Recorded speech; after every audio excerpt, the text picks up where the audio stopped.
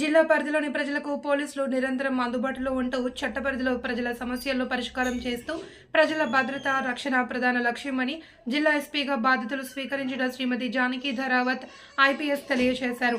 రాష్ట్ర ప్రభుత్వ ఉత్తర్వుల మేరకు జిల్లా ఎస్పీగా నియమించబడిన శ్రీమతి జానకి ధరావత్ ఐపీఎస్ ఈరోజు జిల్లా పోలీస్ ప్రధాన కార్యాలయంలో శ్రీ హర్షవర్ధన్ ఐపీఎస్ నుండి బాధ్యతలు స్వీకరించారు.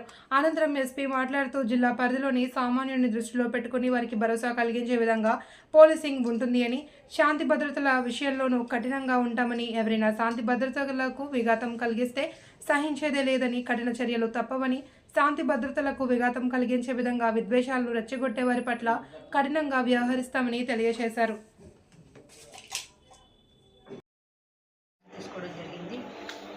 ప్రజా భద్రత ధ్యేయంగా మహబూబ్నగర్ జిల్లా పోలీసులు పనిచేస్తామనేసి ఈ సందర్భంగా మేము కూడా మాట్లాడుతున్నాం.